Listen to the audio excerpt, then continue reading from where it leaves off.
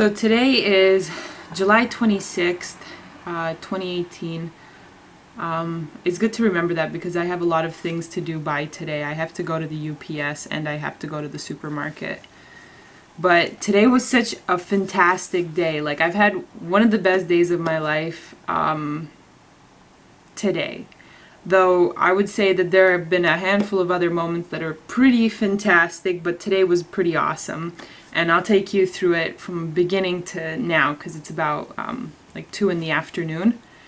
So last night I went to bed 8:30. I haven't been going to bed early enough because with the baking schedule I should be going to bed at like 7:45 and sleeping by 8, but I just can't wrap my head around that earliness. So most of the time I'm in bed like 8:30, falling asleep somewhere around 9.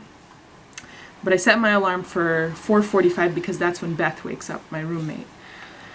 So I set it to 4:45. I wake up and I hear her showering and I'm like, shit, this is a lot earlier than I remembered because I've been off for 2-3 days. So I wake up at 6 instead of 4 now.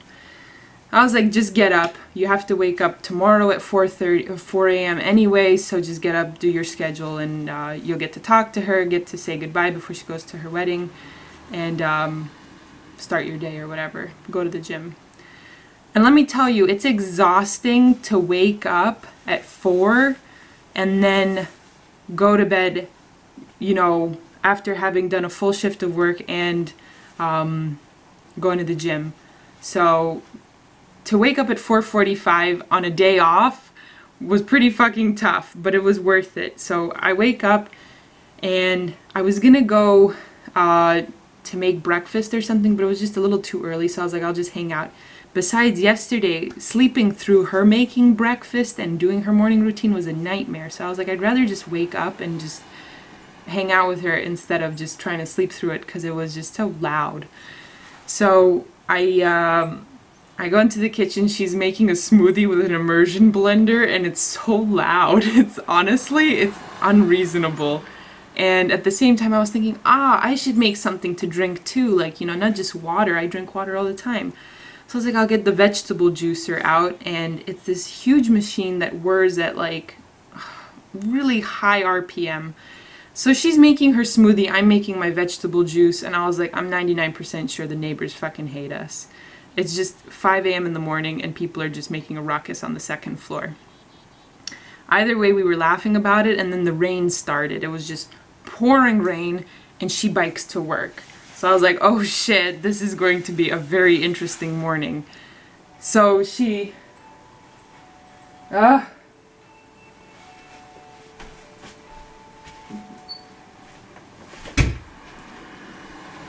So either way, I end up like making my juice. It's whatever, I prepared it. She dresses up in this massive brown poncho, like a hideous poncho, but it's cute. It's like, she looks like a turtle or a bug or something. And it smells weird, and she's gotta go, and she has no lights, and it's like 5 a.m. in the morning, it's still dark here. And it was just goofing around. Like, I don't think people who wake up at 5 a.m. have fun when they wake up at 5 a.m. like we did. And I love the early hours. It's like nobody else is awake. You get to kind of just chill out and be quiet and peaceful, or you get to like goof around with somebody else who's also awake. So it's a blast to hang out with her. So she leaves, and it's 5:30 at this time, and I was like, you know what? I'm gonna make some baked good for her because she's going away for a wedding, and she's on the road, and she's not so good about, like, you know, packing food or whatever, or eating.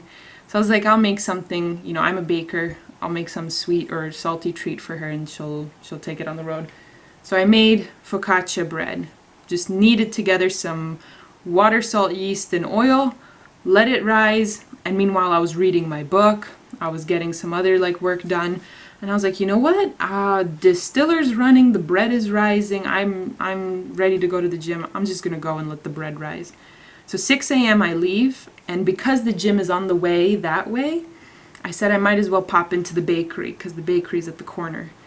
And I go in, and it was so funny because it's my day off, and I went in yesterday, or the day before maybe. I come in today and they're like, hey, you're here every day. So it was like 4 people. It was Francesco, Ellie, Brett, and the new guy, Tobias. And it was just so funny. It's like I really enjoy Francesco and Ellie's company, and they were just so happy to see me, or I guess, you know, whatever, if they were, they weren't. They looked like they were happy to see me. It was just fun to sort of like, you know, hang out with them but not have to work. So I showed up, I got myself a drink, and I was talking to them. They're preparing orders, and I'm supposed to deliver on Sunday. So I told them I don't know where I'm going, but apparently I'm the delivery person. They're like, you know what? There's the delivery ladies coming in about 30 minutes. If you hang out, if you're not busy for the next 2 hours, just tag along with her. You get paid to do it. It's 2 hours, and you'll see the route in 2 days or 3 days when you go. You'll know where to go. So I was like, fantastic. I get to hang out. I get paid. I get to sit in a car with somebody, deliver the pastries that I normally would have made. Awesome. It's freaking cool. So I was hanging out. Francesco's telling me about this new job he's going after. Ellie showed me a cup with Bob Ross on it that when you fill it with hot coffee or anything, it starts to paint his picture, and it was just hilarious. It was like the camaraderie of that place is awesome. Like, I haven't had a better job in my life where I just felt so welcome. I enjoy the work. It's low stress. The hardest part is honestly waking up at 4 and going to bed at 8. So I get up before the sun rises and I go to sleep before the sun sets. And I don't even mind it. So it was a lot of fun. Great. I left 6:45. We're on the road. This delivery woman, Miranda. And we just clicked. It was just awesome. Like, we were talking about all sorts of stuff. Her kid is now getting homeschooled. And she's talking about like interesting things she's trying to teach her kid. A little bit about racism, American history, you know, social studies and stuff like that. And I was like, that's so crazy. Those are all things that I read about, and I'm like, that's my free time I spend, you know, reading about like modern American slavery, the old system of slavery, reading about homeschooling, gentle parenting, all these like non-mainstream ideas that are very interesting and insightful. And she's like, oh my God, I'd love to borrow those books. I was like, yeah, when we're done with this, come by. I live at the corner. Come pick them up. So we ended up finishing the deliveries. We got to know each other a little bit better. I mean, I've seen her come in and out of the bakery, but we never talk much. And we exchanged numbers, and she's following me on Instagram. And I was just like, this has just been the most awesome day, like connecting with all these people, getting to do all these things. Like, you know, I like pride myself on being a giver. I don't want to be a taker in life. You know, I want to give to people all that light and energy and knowledge and happiness and excitement for life that I have, and just put it out there and enrich every other person's life. And I don't even feel too bad that, you know, somebody doesn't return that favor. That's not what it's about. Giving isn't about expecting something in return for me, as much as it's the act of giving already feels good. So when I make a bread and it takes hours to make or whatever, or I go to the bakery to hear somebody talk about the exciting new job that they're having, and I go on you know, I give them my books or something, and I don't expect anything in return, it just makes me feel like, you know, it makes other people happy, and that just feels good. So after all that, I gave her the books. She came by to get them and everything. I finished baking the bread. It had like potatoes and onions. It was totally vegan. It was very oily, and it's not something that I would eat, but you know, I'll make anything for anybody so long as, you know, I don't have to eat it myself.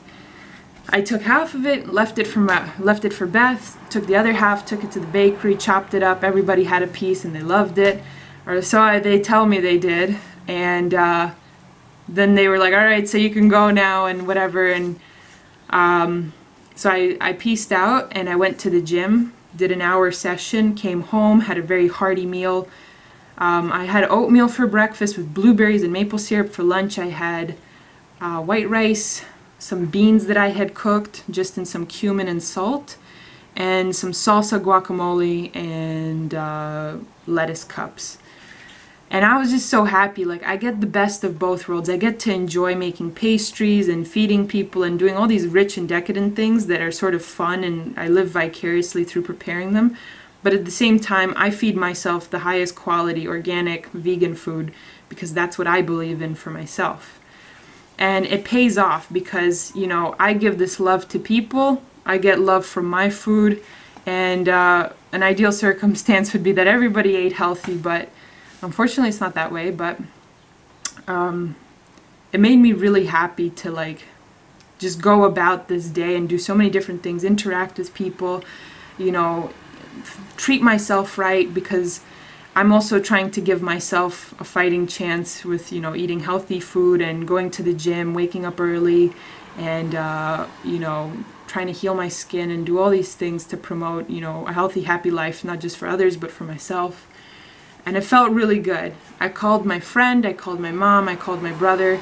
I shared with them this story of what happened today, and it just made me really happy. And I wanted to share this too on camera because it's something that I want to remember, that sometimes I talk to the camera, it's always hyper focused on just my skin, just the eczema, the healing, the you know, advice and difficulties of this process. But there's so much more going on out there.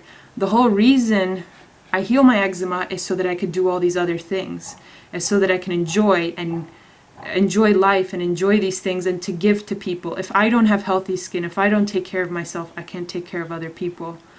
It's so hard to take care of others when you are debilitated yourself. I mean, you just look at anybody with any chronic illness, any mental health illness, or any obstacle in their life that prevents them from being a fully functioning person.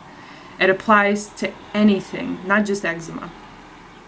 And so when I'm feeling like I'm not in the healing crisis, I don't have a huge eczema flare-up, I'm like, whatever you want to say, 90% healed, not 100%, I'm still on this journey, but I'm a functioning person, and this is what, you know, a functioning person can achieve. Like, I can give to people, I can take care of them, I can make their lives happier, I can make it richer, I can make it more exciting, and I can make my life even richer. So to me, this is just an all-around positive thing. You take care of yourself so you can take care of others. And that's like the biggest lesson for me today, that you need to be a little bit selfish in order to be very generous. And at the end of the day, it makes me really happy to be able to have eczema, because otherwise I wouldn't be able to do all these things. I wouldn't be able to appreciate, you know, having such a, you know, thriving, you know, healthy body, because otherwise I just really couldn't do all these things. I wouldn't appreciate it as much, I suppose. So I'm appreciative for my roommate, for the friends and colleagues at my workplace, for my friends outside of the workplace, for the job that I have, for my family, for, you know, taking care of my skin and being on this very difficult but rewarding journey, and for having healthy skin and being able to do all this. So there's a lot of love I have out there, and I hope this, you know, I could share this with you guys, and you can see that it's not so bad. I mean, the healing journey, there's a light at the end of the tunnel, and it's pretty freaking awesome. Or at least in my experience, it's been that way. So hope you guys like that, and maybe another time I'll share something similar.